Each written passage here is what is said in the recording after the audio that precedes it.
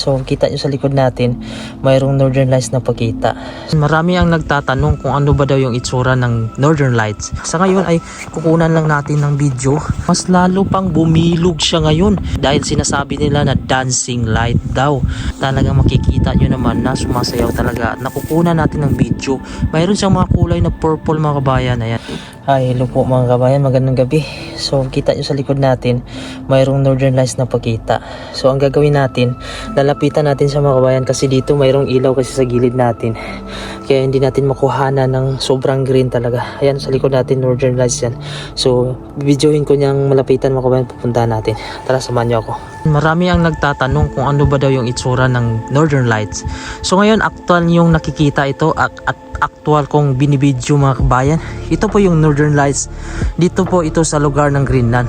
Kung napapansin nyo, para siyang sumasayaw-sayaw mga kabayan kasi pinapadpad siya ng hangin.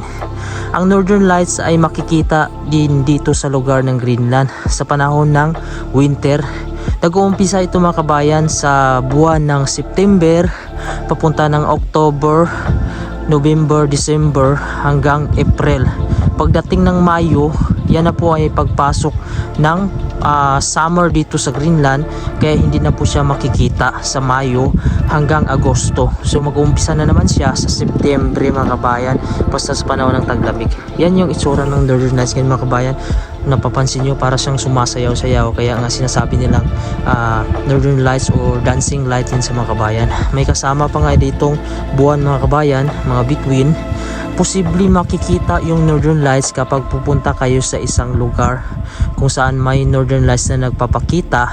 Kapag yung langit mga kabayan sa araw pa lang, mapapansin nyo manipis lang yung ulap, hindi makapal, ay posibleng makikita yung Northern Lights. Gaya nito, may nakita kayong mga bituin mga kabayan kung saan talagang posible talaga nalalabas yung Northern Lights. Sa gabi pa lang aabangan nyo na mga alas 6 kapag may bituin mga kabayan na makikita nyo, ay talagang posible nalalabas yung Northern Lights. Gaya nito, napapansin nyo, lumalakas siya ng lumalakas. Ayan, so hanggang dito yung mga kabayan, ganito sa Greenland. Ayan, so madalas nagpapakita talaga dito yung Northern Lights. So ito yung lugar natin dito, napakatahimik. Ayan, walang katao-tao dito mga kabayan. Ako lang dito mag-isa. Ayan, so kung gusto niyo mga kabayan, pupuntahan pa natin ito sa unahan para mas makita nyo na sumasayaw siya. So dito mga kabayan, yung unang dating ko dito, sobrang saya ko mga kabayan, nakita ko itong Northern Lights sa una mga kabayan. Pero sa ngayon mga kabayan, parang normal na lang siya dahil nga madalas ko siyang nakikita. Sa ngayon ay kukunan lang natin ng video dahil nga gusto ko din ibahagi ito sa mga tao na gusto din nila makita. Kahit nasa video lang mga kabayan, na ako lang ng video na actual talaga na makikita dito, na hindi yan kinuha mga kabayan kundi ako talaga yung video na yan mga kabayan. So kung napapansin nyo, lumalaki siya ng lumalaki habang tayo ay palapit ng palapit. Nandito tayo sa itaas mga kabayan kung saan napakaraming snow dito. Ayan na madadaanan natin, natatahakin. Pero dahil sa gusto kong maipakita sa inyo, lalapitan natin yung Northern Lights kung saan lumalaki siya ng lumalaki at gumaganda ng gumaganda mga kabayan habang tayo ay naglalakad. So kung napapansin nyo dito, medyo tagilid na tayo dito mga kabayan, pero patuloy pa rin tayo dahil gusto kong lapitan sa malapitan itong Northern Lights. Makuha na natin ang video. Yung mga paa ko dito ay parang lulubog na, pero gusto ko mga kabayan, ganitong view mga kabayan, ayos na ayos sa akin. Dahil kung napapansin nyo, habang tayo'y palapit ng palapit, lumalakas ng lumalakas si Aurora Borealis. So nandito na tayo sa itaas mga kabayan. Napakaganda ng lugar dito dahil medyo madilim. Uy, wait lang mga kabayan dahil mabato na to dito at napakadelikado, ingat-ingat tayo.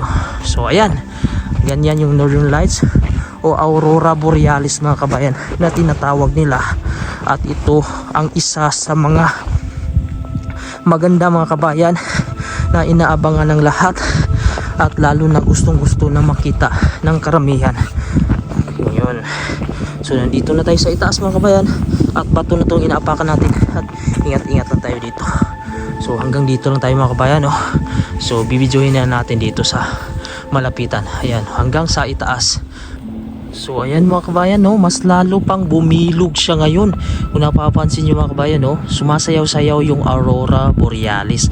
So ganyan yung aurora dahil sinasabi nila na dancing light daw. Kaya mga kabayan, kung napapansin nyo, panoorin nyo mga kabayan, na talagang makikita nyo naman na sumasayaw talaga at nakukunan natin ng video. Mayroon siyang mga kulay na purple mga kabayan. Ayan, kung napapansin nyo, talagang napakaganda mga kabayan. O, i-focus natin yung camera. Ayan, so kung napapansin nyo mga kabayan, paiba-iba yung shape niya. So dito din sa itaas, mayroon din sa gilid, tapos sa gitna mga kabayan, kung napapansin nyo, mayroon kasi siyang buwan. Kung wala kasi yan mga kabayan, mas maganda talaga na nakapokus lang sa aurora borealis talaga yung ilaw mga kabayan, no? Kasi pag may buwan, nag-aagaw din atraksyon mga kabayan. Pero okay lang yan mga kabayan, at least nakikita natin ngayon na sumasayaw-sayaw siya hanggang dito. So mayroon din dito mga kabayan, pero i-focus natin dito. Yan, kung napapansin nyo. So ganyan yung aurora borealis. Ang ganda pagmasdan mga kabayan, no? Naka-timing tayo dito ng area. So, dito lang yung aurora borealis banda. Yun. O ayan yung aurora borealis kayo mga kabayan. Bali, paliit na sa paliit dahil nga hindi naman kasi mga kabayan tatagal. Swerte na mga kabayan kung tumatagal siya ng 2 oras, 3 oras.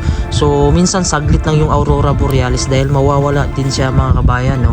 So kung napapansin nyo, ito yung paligid natin dito. Ayan, napakatahimik. Ako lang talaga dito mag-isa. Ito bundok talaga to dito na may mga snow mga kabayan. Dito tayo sa itaas. Kinunan ko talaga sa dito sa itaas dahil nga dito yung magandang view. Tapos yun sa ibaba may mga bahay. Ito yung buong paligid natin, napakatahimik. Kahit sumigaw ako dito mga kabayan, okay lang. So may ulap tayo dito. Ayan yung sinasabi ko, pag ganyan mga ulap, puno yung langit natin, hindi natin makikita dahil mahaharang siya. Ayan, mabuti nga mga kabayan, open dito. Ayan, open yan dito. So kaya makikita natin dito yung aurora borealis. So nagbubuo na naman sa mga kabayan, no? Ayan, bumilog pa siya ng bumilog ngayon mga kabayan, no? Ayan, so nag-form pa ulit yung aurora borealis at sumasayaw-sayaw na naman siya, oh. Mapapansin nyo, marami talaga siyang kulay mga kabayan. Ayan, so ganyan yung aurora borealis, paiba-iba siya ng shape. Kung napapansin nyo mga kabayan, oh, para siyang tornado. Ayan, so maganda yung aurora pag nabuo siya. Kung napapansin nyo, ayan, oh, iba-iba siya ng shape. So yan yung maganda sa aurora mga kabayan, iba-iba yung kulay niya, sumasayaw-sayaw siya. Kaya yan tinatawag nila na dancing light. So nagsisilbing ilaw siya nitong bahay na ito mga kabayan. So panoorin nyo lang mga kabayan, yung aurora borealis, dahil minsan lang ito mga kabayan magpapakita dito. So madalas lang ito mga kabayan magpapakita talaga kapag panahon na maganda yung araw, may sikat ng araw mga kabayan sa tanghali pa lang, tapos hindi siya makapal yung ulap. Pag may ulap kasi mga kabayan, hindi natin makikita talaga yan. Tapos ayun, papansin nyo, lumalakas yung kanyang ilaw. So maya maya siguro mawawala din yan mga kabayan. Pero ngayon samantalahin muna natin yung pagkakataon para makita nyo talaga mga kabayan kung gaano mag-work yung aurora borealis. May ibang lugar naman mga kabayan gaya ng Norway, Iceland, Finland, Canada na makikita din itong aurora borealis. So ito ay magandang puntahan ng mga tourist mga kabayan.